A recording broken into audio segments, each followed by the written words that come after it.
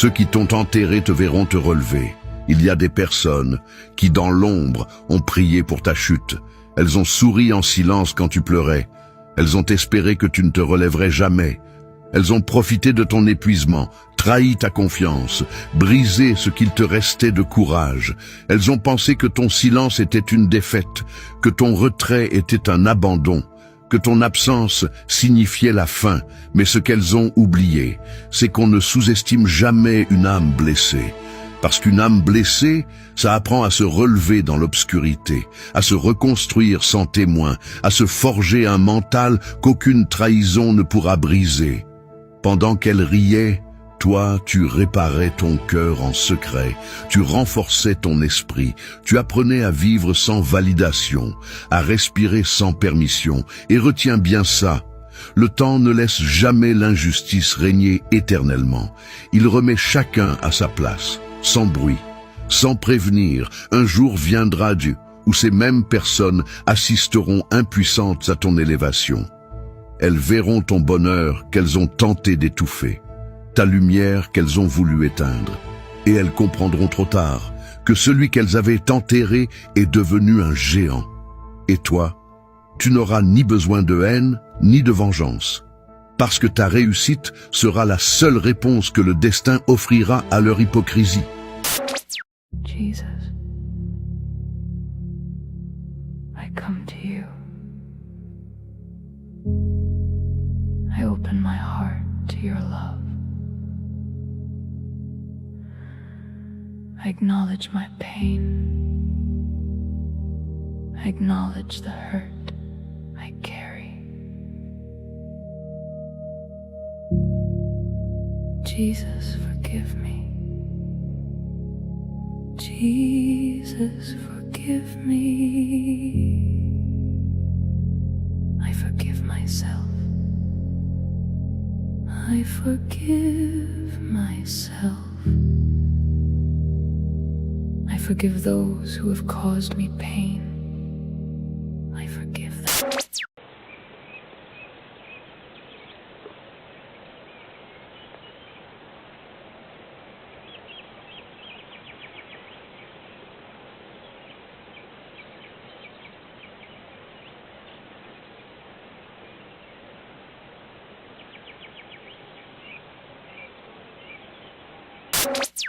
Regarde ça, Aquí te voy a enseñar quién es el que manda. le maître de la création. Él es quien le pone límites al mar. Cuán hermoso es su nombre, cuán hermoso es su nombre, el nombre de Jesús mi rey. Alors Jésus, c'est le Fils de l'homme et le Fils de Dieu. Alors pourquoi ce Fils de l'homme? Cette expression, ça vient du prophète Daniel dans l'Ancien Testament, où on annonce que Dieu lui-même va se faire homme. Et donc le Messie, eh bien il apparaît, il vient du ciel, mais il apparaît comme un homme. C'est là qu'on voit qu'il est le Fils de l'homme. C'est une manière de parler pour dire que c'est vraiment lui le Messie, mais que ce Messie, eh bien il naîtra un jour d'une femme, d'une vierge d'ailleurs. Et à la fois, il est vraiment Dieu, il vient de Dieu, et en même temps, il est vraiment homme, il est né de Marie. Et donc, il est à la fois vrai homme et vrai Dieu. C'est pour ça qu'il a pu mourir sur la croix comme un homme, mais ressusciter parce qu'il est Dieu. Et il meurt, il porte nos souffrances parce qu'il souffre, parce qu'il est un homme, et en même temps, il nous sauve parce qu'il est Dieu. Jésus.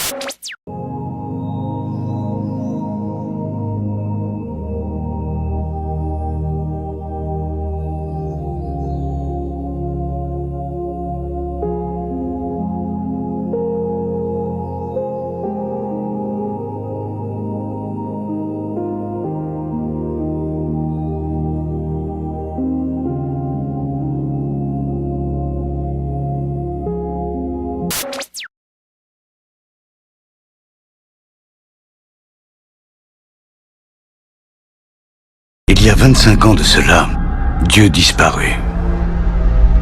Ces anges tinrent les hommes pour responsables et déclarèrent la guerre à l'humanité.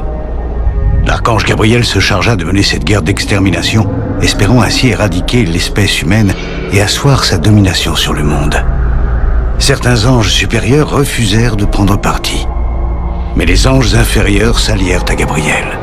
Ces esprits inférieurs n'ayant pas d'enveloppe corporelle, leur première stratégie d'attaque fut de s'emparer des nôtres.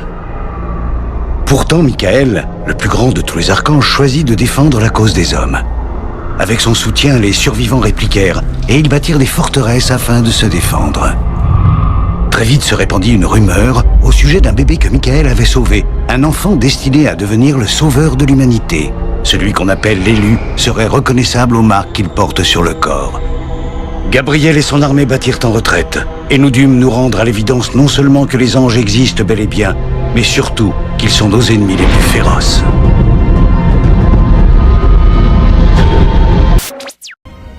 Une lueur d'espoir s'est allumée parmi les humains. Un meneur téméraire rallie des troupes. Il a beau être mortel, ses ambitions transcendent ses semblables. 3 fois, dans un seul pays, la même femme silencieuse de lumière debout sur le toit d'une église, au-dessus d'une croix. En 1968, puis de nouveau en 2000, et encore en 2009, la Vierge Marie est apparue au-dessus de l'Égypte. Et non devant un seul voyant en secret. Des centaines de milliers de personnes l'ont vue, en pleine rue. Le gouvernement a essayé de prouver que c'était un trucage. Ils ont coupé le courant sur 15 milles à la ronde. La lumière est restée.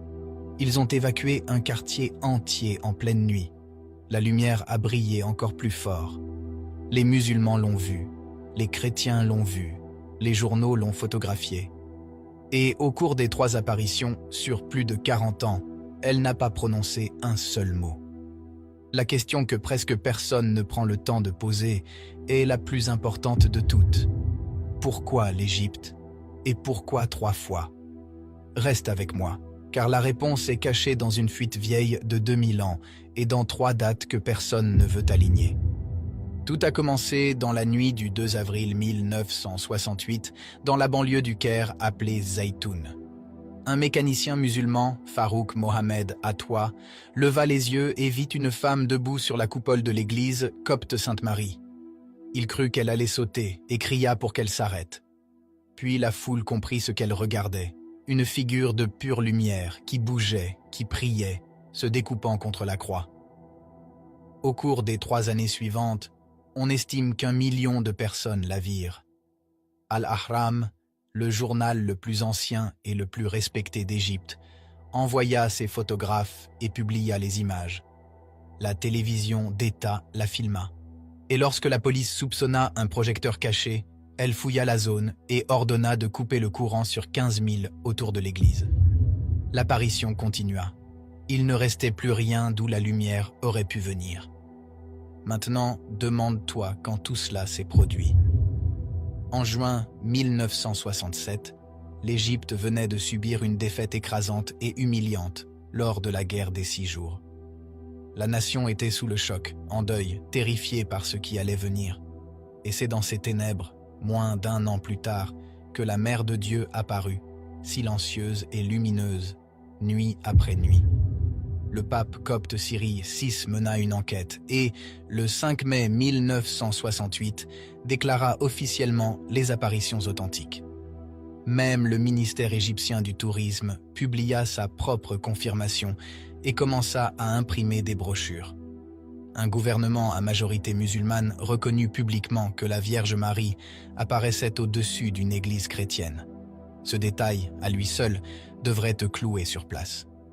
Mais voici ce que presque personne ne te raconte. Zaytoun ne fut que la première fois. Faisons un bond de 32 ans, 300 milles plus au sud, jusqu'à la ville d'Assiout.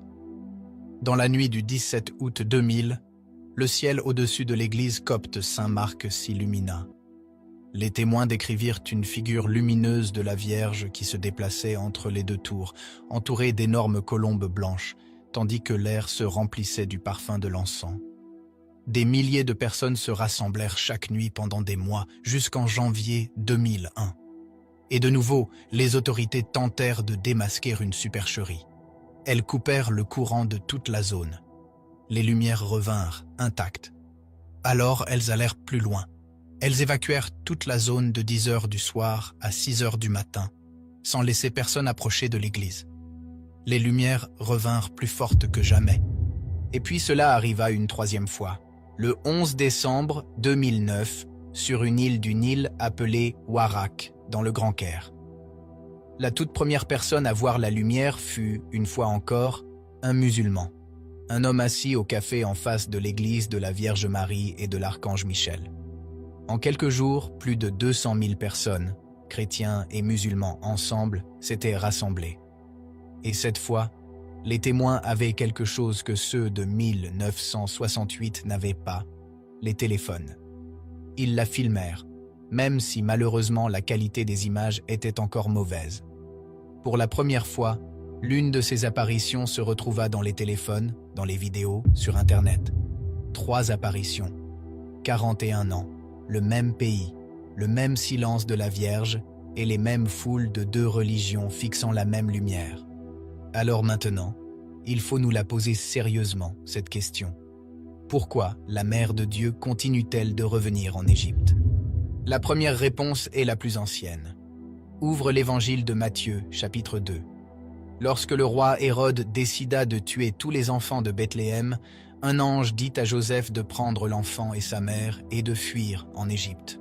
Parmi toutes les nations de la terre, l'Égypte est le seul pays qui cacha Jésus à un roi qui le voulait mort. Elle le protégea, elle le garda en vie.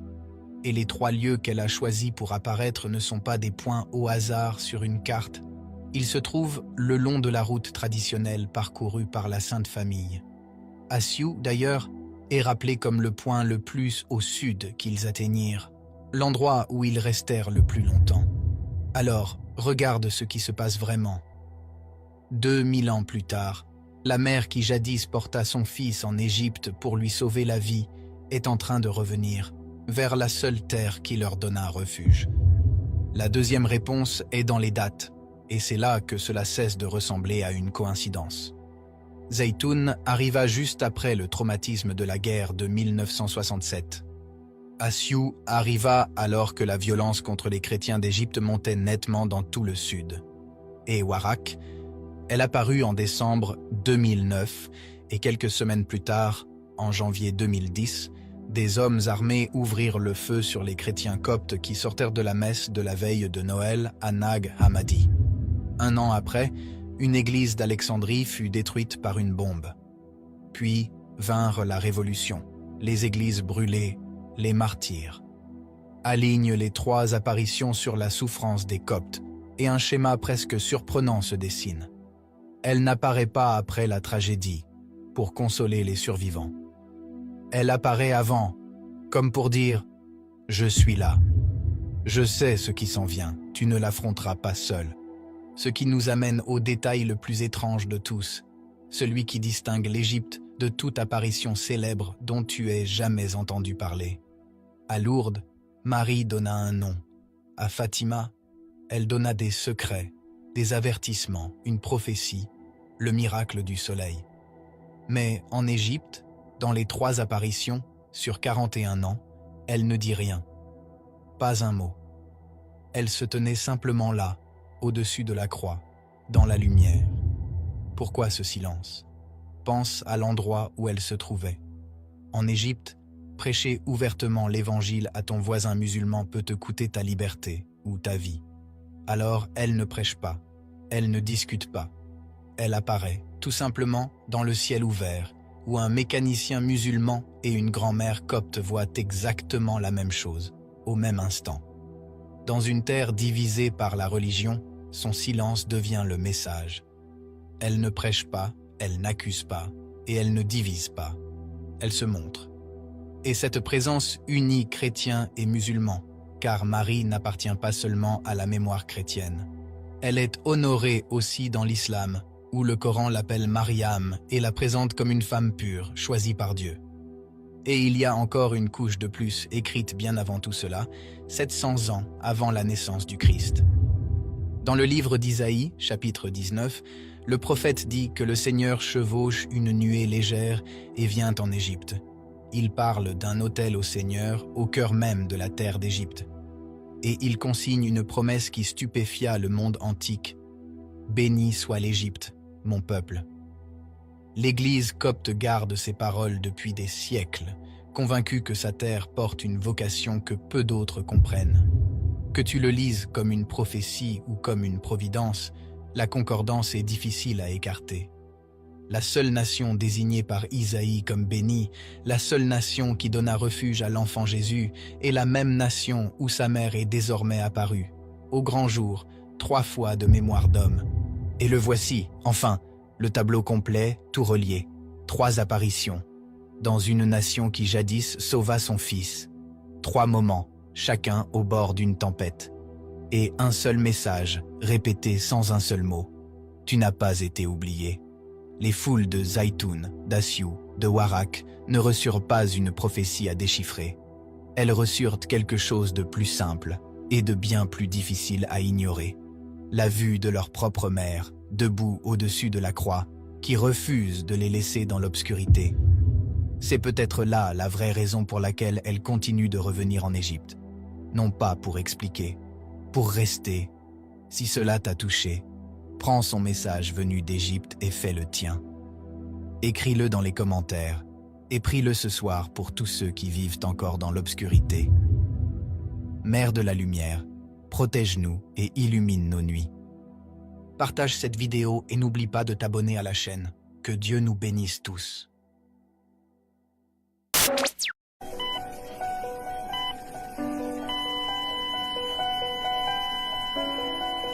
L'âme. Dans ce monde, méprisé. Dans le monde spirituel, un trésor incalculable.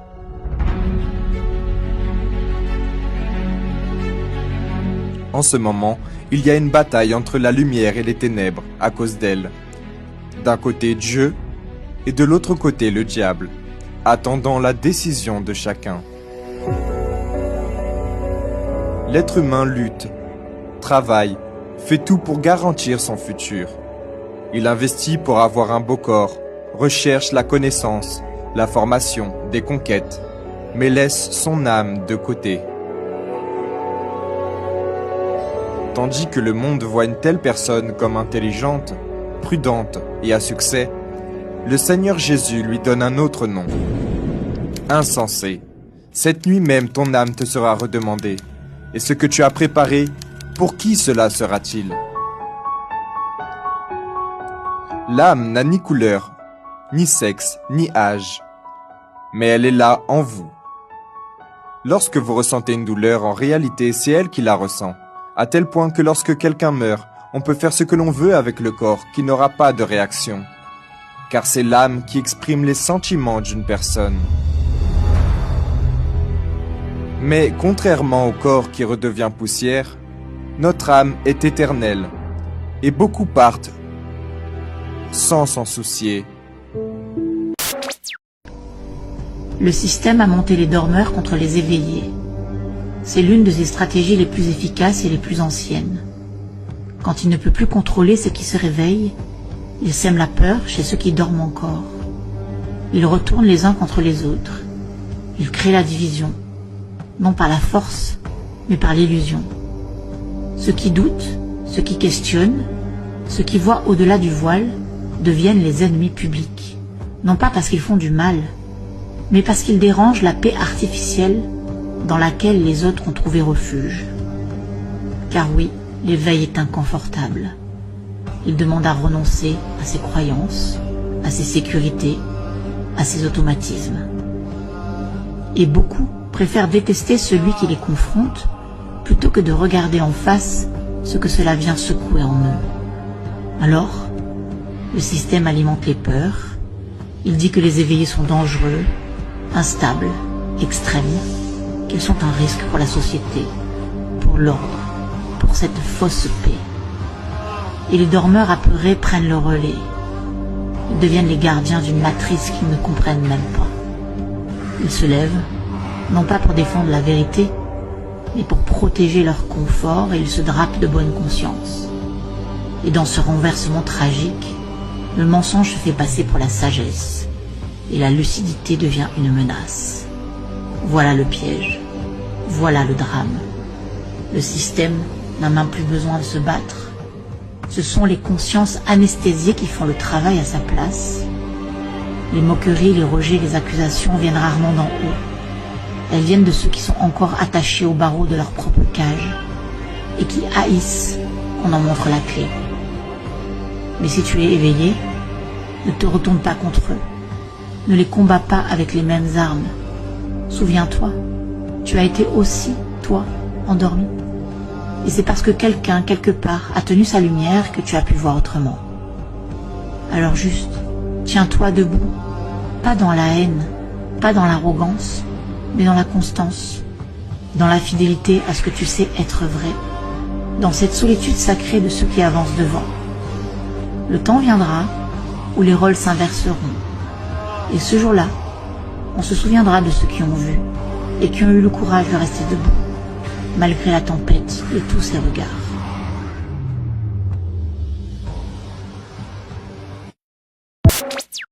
Un autre élément très important que les pré-tribulationnistes croient est que les Israélites ne font pas partie de l'Église du Christ, car ils ne le reconnaissent pas comme le Fils de Dieu. Par conséquent, ils traverseront la grande tribulation. Ceux qui resteront fidèles à Dieu et se livreront à Jésus seront persécutés. Les premiers êtres humains génétiquement modifiés sont déjà parmi nous. Ce sera la plus grande avancée de la science avec l'utilisation de la technologie CRISPR pour l'édition génétique. Y a-t-il une limite à ces ambitions? Avec tant d'ambition et de technologie, allons-nous devenir des humains aux super pouvoirs?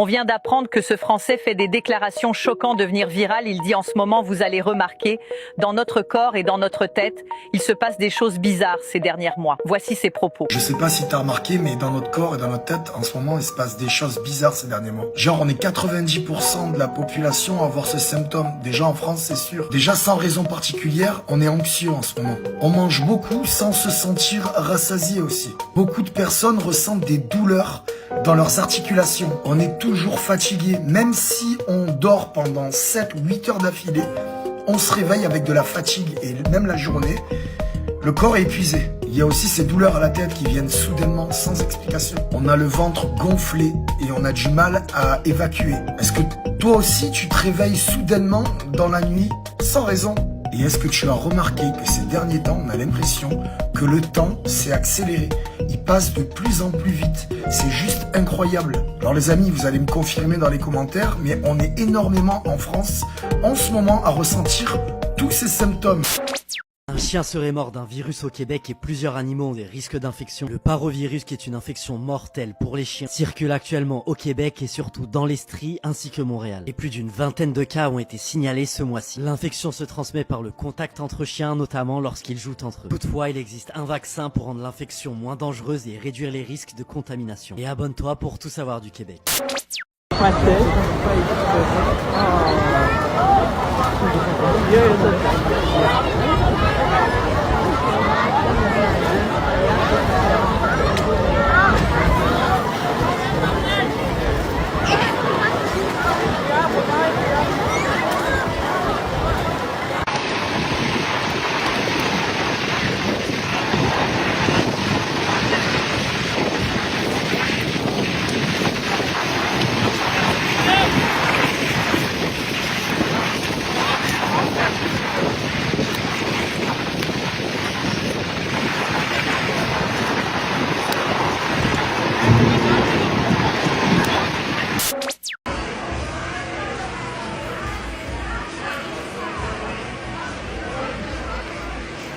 No, I don't think that's a rocket launch.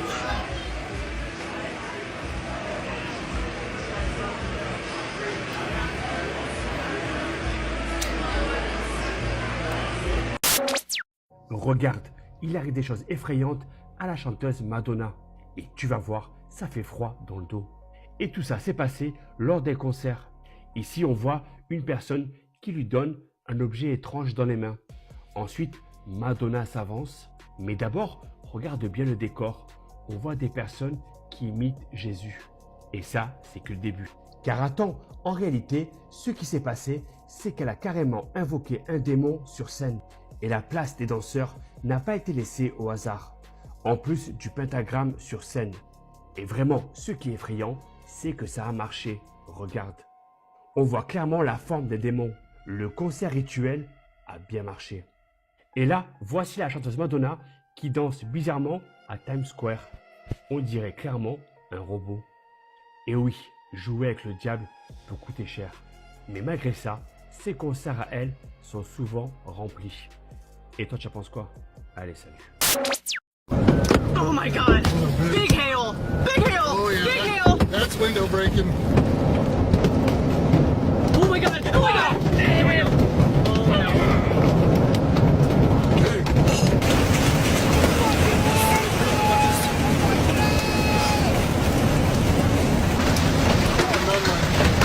Bouncing in the field and rolling across the road. You're not moving! You cracked. Baseball time, easy!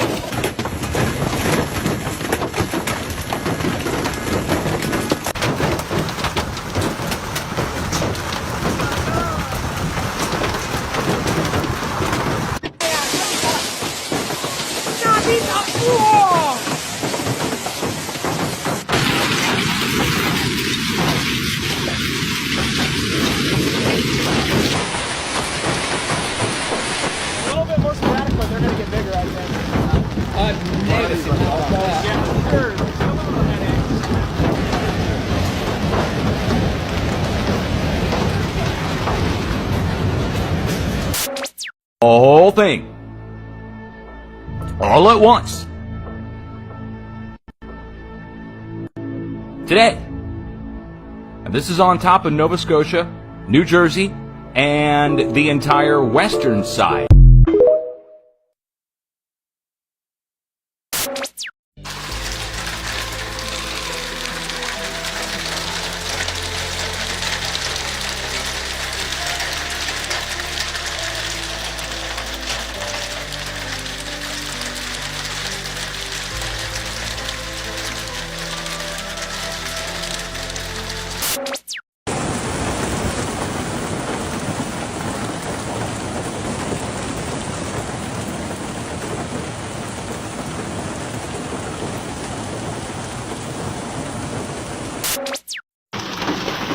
Oh là là là là là là.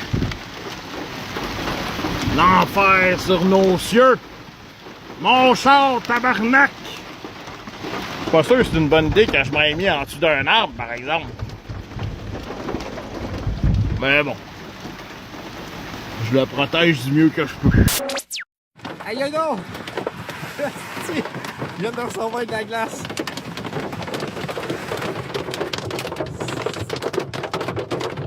Tabarnak! Je vais tout poquer mon char.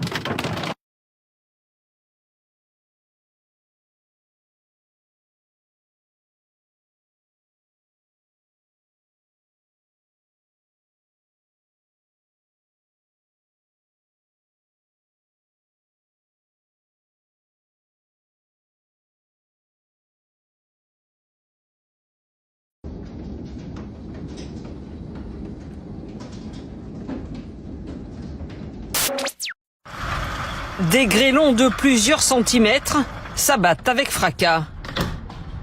À Châteauneuf, Val-Saint-Donat, dans les Alpes de Haute-Provence, l'orage violent a duré près d'une demi-heure. Réfugiée chez elle, Karine Chavez a vu son logement cerné par les eaux. Le problème, c'est que les gouttières en PVC se sont cassées. Celles qui étaient en zinc se sont remplies de grêle. L'eau a fini par monter et à ne plus s'évacuer. Donc toutes les maisons là qui sont au-dessus de chez moi, toute l'eau a fini par déborder. Des torrents.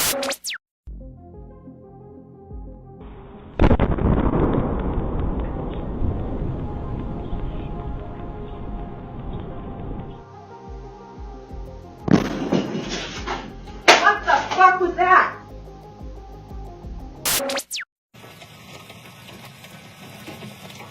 Alors, la météo en folie, c'était hier, de la grêle. Vous n'avez pas rêvé de la grêle et je l'ai vécu moi-même chez moi, sur la rive sud de Montréal. L'épisode a duré à peu près une quinzaine de minutes.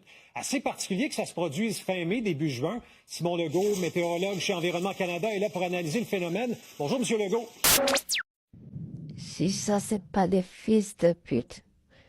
Alors, je sais pas comment on les appelle. Oh, de chiens.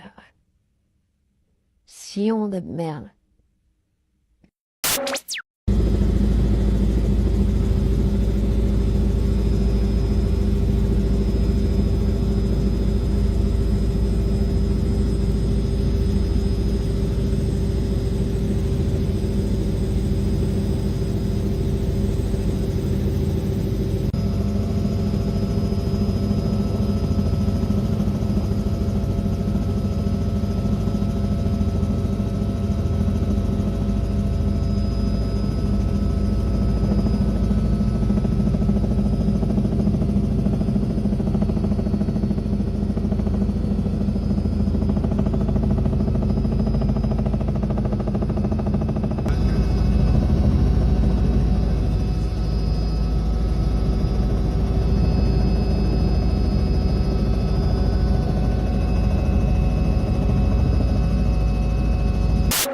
When I was a kid, I used to see these trails in the sky all the time and say, oh, that's cool. A jet just went over. And then you started to see a whole bunch of them. And the next thing you know, everybody in your neighborhood was fighting and arguing and you didn't know why.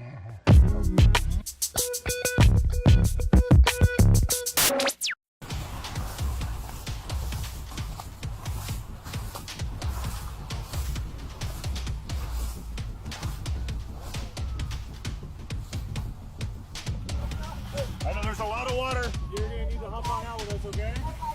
I know you're going to get a little wet. Oh my God, I can't do this. Here, hold on. I'm going to grab your phone, okay?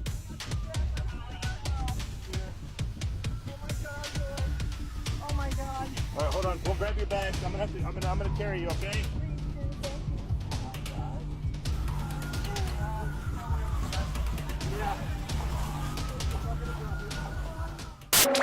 What the hell? It's that hot here? What are they doing? Seriously? What the hell? It's that hot here? Oh wow! 兩位小仔仔殺啊！呦！我操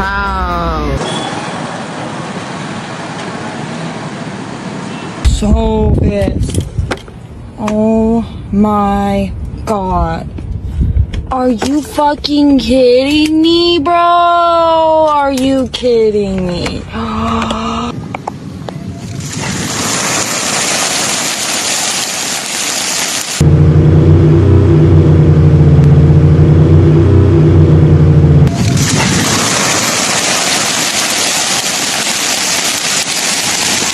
Melt it off! That's how hot it is. It melted off.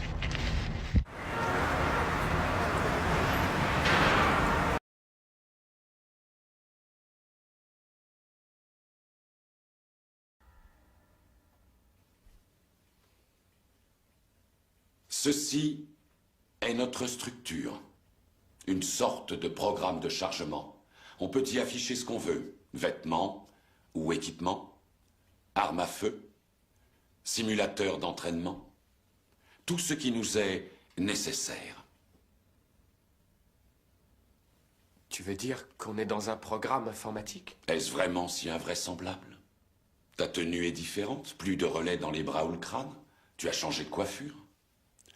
Tu corresponds à présent à ce que nous appelons l'image intérieure résiduelle. C'est une projection mentale de ton moi digital. Alors, rien de tout ça n'est réel? Qu'est-ce que le réel? Quelle est ta définition du réel? Si tu veux parler de ce que tu peux toucher, de ce que tu peux goûter, de ce que tu peux voir et sentir, alors le réel n'est seulement qu'un signal électrique interprété par ton cerveau. Ça, c'est le monde que tu connais. Le monde tel qu'il était à la fin du XXe siècle. Il n'est plus aujourd'hui qu'une parcelle de la simulation neuro-interactive que nous appelons la matrice. Tu viens d'un monde imaginaire, Néo. Voici le monde tel qu'il existe aujourd'hui.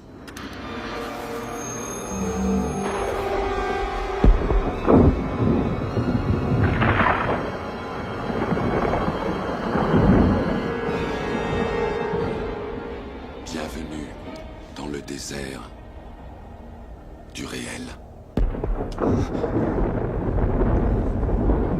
Nous disposons uniquement d'informations fragmentaires, mais nous avons une certitude, c'est qu'à un moment donné, à l'orée du XXIe siècle, l'humanité a voulu s'unir dans la célébration. Nous nous sommes émerveillés de notre magnificence dès la venue au monde de l'IA. L'IA?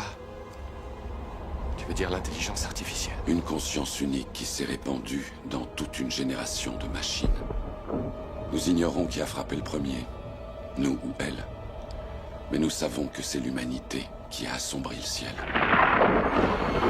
À l'époque, seul le soleil alimentait les batteries, et les hommes pensaient qu'en fait les machines ne seraient pas capables de survivre, privées d'une énergie au moins aussi abondante que le soleil. Vouloir régner en maître était un rêve, mais c'est nous qui dépendions des machines pour survivre. Nous voilà les victimes de ce que nous appelions l'ironie du sort. Le corps humain génère plus de bioélectricité qu'une batterie de 110 volts et plus de 25 000 biounités de chaleur corporelle. Combinées grâce à une forme de fusion, les machines avaient trouvé là plus d'énergie qu'il ne leur en faudrait jamais.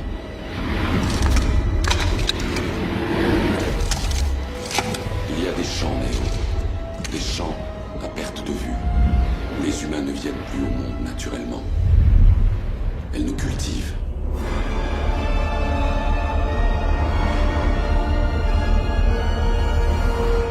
Des années durant, j'ai refusé d'y croire. Et puis j'ai vu ces champs de mes propres yeux. Je les ai vus liquéfier les morts pour en nourrir les vivants par intraveineuse. Et ce jour-là, devant l'horreur bien réelle d'une telle précision, j'ai fini par admettre l'évidence de la vérité. Qu'est-ce que la matrice? Le contrôle absolu. La matrice est la simulation d'un monde imaginaire, créé dans le seul but de nous maintenir sous contrôle, jusqu'à ce que nous soyons tous transformés en ceci.